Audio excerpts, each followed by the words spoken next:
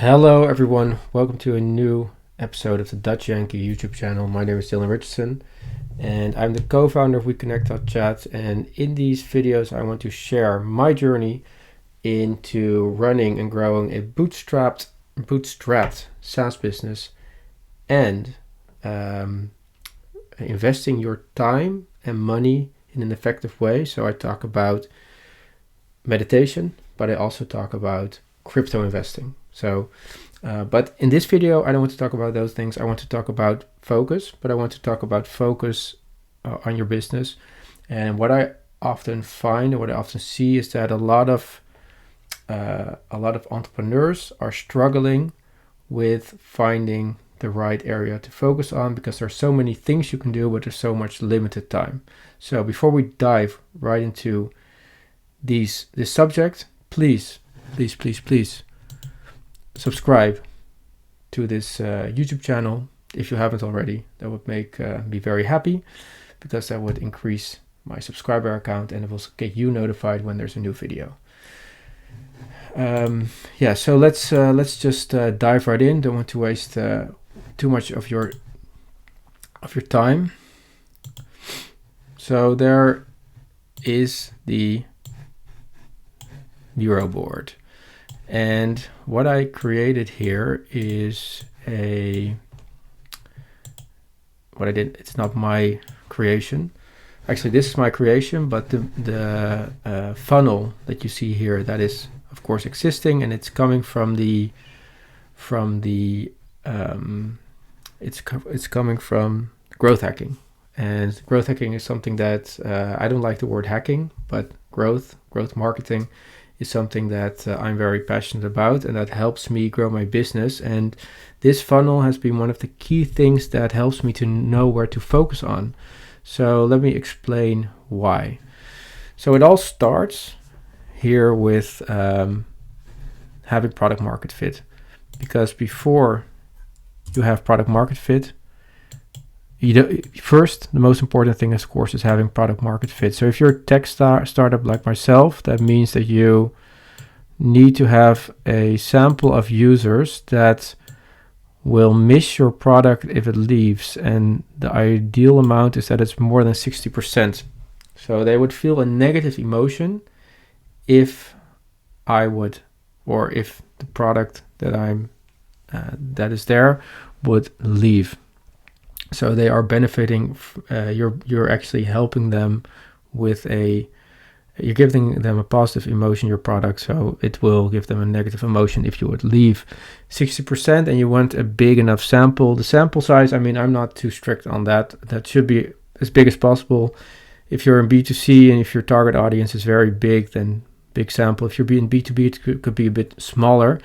If you have 100 or 500 companies using your product, and 80% would start missing you if you do a survey. So the thing is, you will be doing a survey to find out if this is true, and you want enough responses on the survey, so you'll need a big enough sample size. That's the main point here.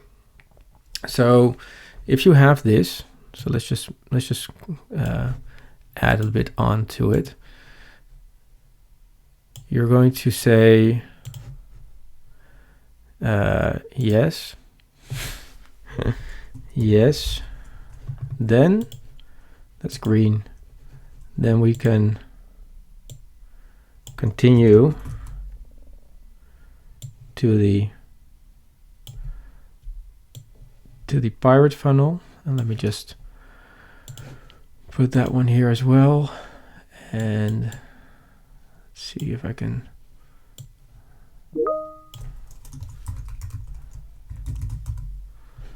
Pirate funnel. This is the pirate funnel, and then let's just put it here. Okay, so there we go. So then you have here we have the pirate funnel, and the pirate funnel consists in this case of a generic 6 steps, but you can always adjust it for your own business needs. Very important side note. This is not strictly dependent. This is not strictly for every business. It could be different for your business, but these steps are pretty generic, and you'll see them come back often. So awareness: how many of my users know my business? That's the first question around awareness. How many know your business? How many people are visiting your store, website, whatever place you have that they can visit? How many are visiting how many are you acquiring in that sense? How many are you activating? So this for me means how many people are doing soft conversions. So that could be like a download of a white papers, free trial, free sign up. There could be a engagement with your chat bots. These things are activations, and email that they sign up for your newsletter. How many are happening here? So for revenue, how many of my clients are paying for my services or goods? That's quite important, because otherwise you're out of business if you don't have enough investment capital. So that's there. And then retention, how many of my ideal clients are coming back? And then we have, that's pretty straightforward. How many are recurring, and how many are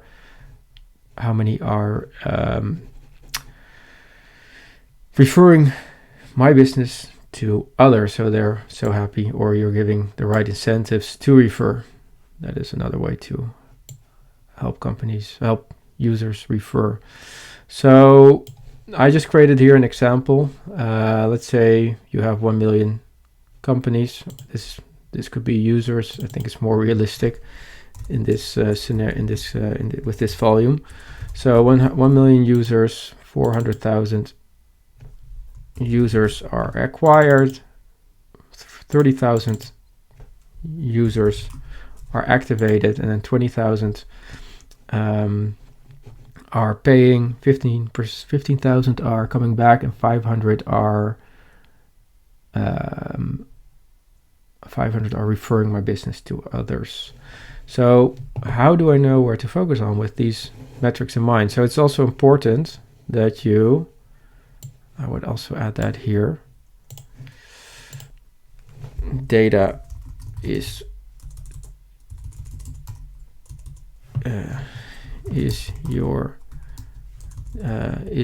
my data valid? Because that is something that is quite important if you start working with these numbers. So especially if you get bigger and bigger volumes.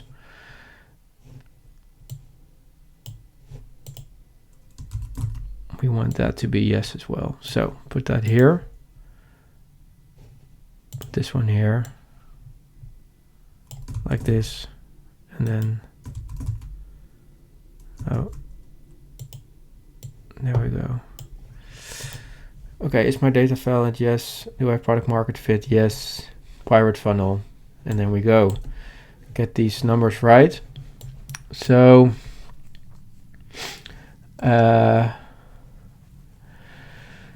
where do I focus on with these numbers? That's a good question, right? That's actually using the pirate funnel in an effective way. So we can see here that your drop-off percentage is, actually you can see how many users are continuing.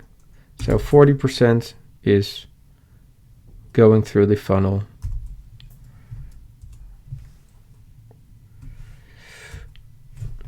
And then we can see that 40,000, 30,000, that's, or 400,000 to 30,000, that's like 8% is getting activated. And we can see the revenue, how many are paying. That's quite high. And that's this case, it's like 66% is paying. And then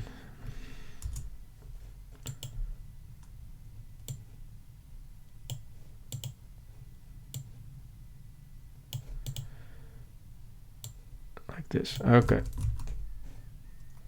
Then we have 75% is retaining. Not bad. Product is good. People like it. And then referral. Only 3% is referring. probably not having any incentives to refer because your retention is high. So why wouldn't people be referring your product to others? Are you giving them the option to refer? Are you having incentives? Those are the questions you should be asking yourself then. So you want to dive deep into these numbers. So this one I'll make red. And this one will also make red. And then we're going to grab a arrow, and we're going to say these two. Oh wait. Yeah, this one and this one.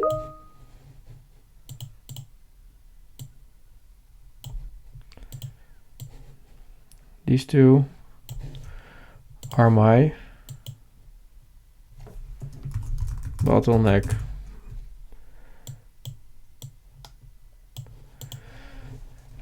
This one is actually, this part of the funnel is actually performing quite well. I'm going to make that green.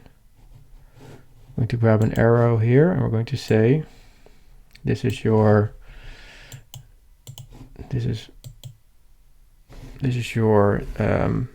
growth. This is your sweet spot, whatever you want to. Sweet spot sounds very bad.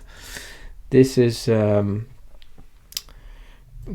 cash cow in the funnel. So this is making this is giving you actually a lot of revenue because it's also actually helping you with revenue, but this is your cash cow in the funnel. So we want a funnel to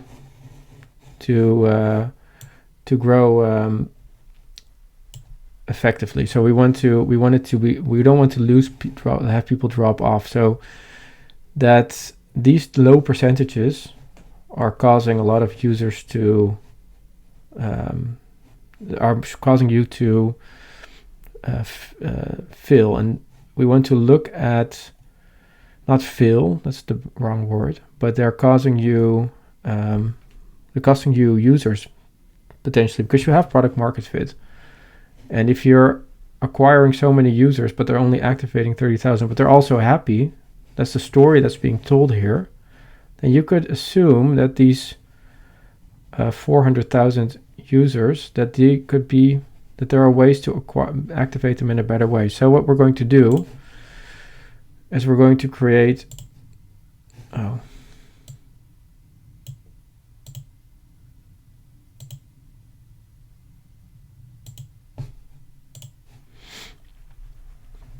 what we're going to do is we're going to create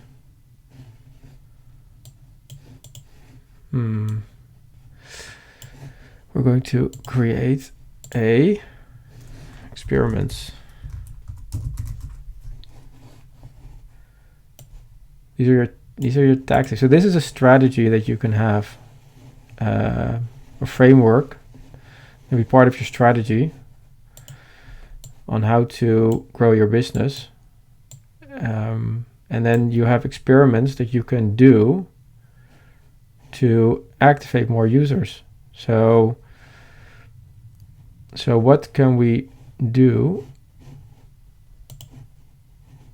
So let's just grab the arrow again. And we're going to say this 8%. What experiments can we do here?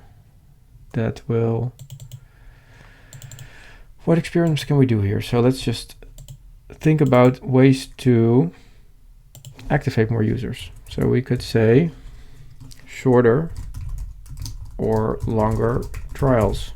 If you're having software like I am having, you could look at incentives to start a trial. You could look at adding a conversational conversational interface to your website so that you can start chatting with users. Let's make this a little bit bigger.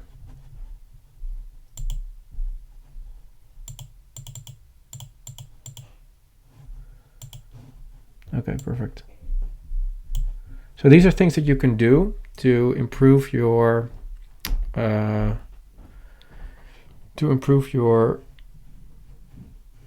activation. So you can there are more things that you could be doing, of course, like offering a cornerstone content, pillar content to your website. There's you can do CRO research.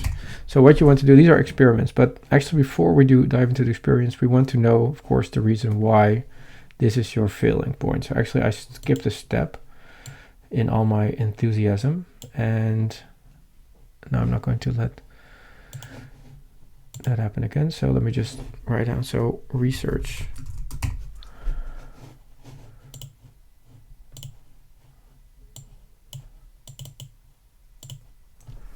Why am I having only why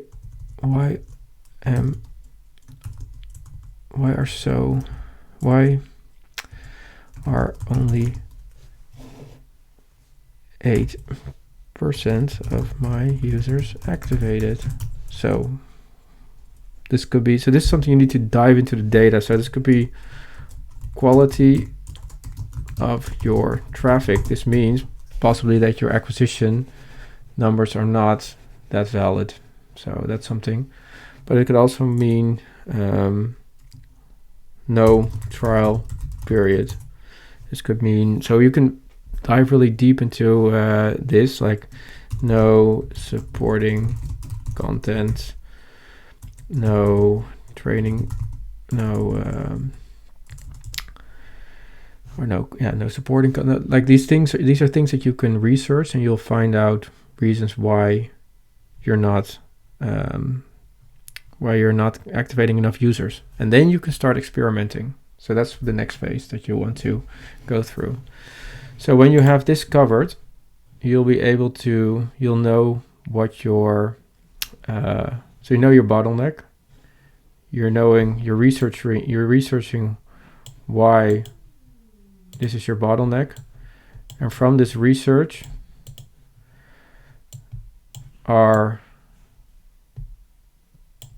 you'll have ideas for experiments that you can do, and then these experiments will be your focus point.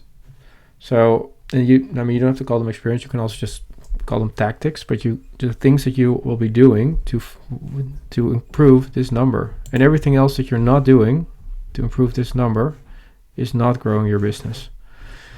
So it's actually that simple. So you can be wasting your time on so many things. To track your time also, to see where you're putting your energy. But if you're not improving this number, then you'll be losing you'll be not effectively using your time to grow your business. So what else can we look at here is we can also look at the referrals. So we can just do another one.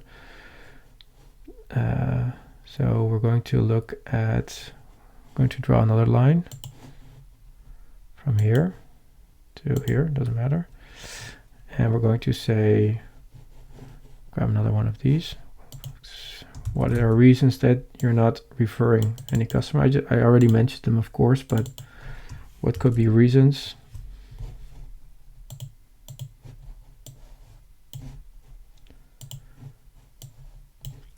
What could be reasons that you're not referring any customers? No option to, or not having any referring customers, no option to refer, no incentives to refer, bad, and not user friendly, etc. So you just research that, and then you'll come with certain experiments again. And the experiments can be, in this sense, you could do a reward system rewarding amount of referrals, for example, or there are like different things that you can be doing that will help you improve the 3% here. However, The higher the funnel, the more important. So I would focus on this 8% now, because your user, the sample size is not that big, and this is still a very critical area to focus on. So this 8%. If this would be 40%, then yeah, we could start looking at the 3% more critically. But this is still quite low. This is very low, so this is quite important to focus on. Yeah, so this is basically how I focus, how I know where to put my time and energy, and everything else that I'm doing, not putting my time and energy on the critical point, that is costing me a lot of growth in my business. So I hope you enjoyed the video, and see you next time.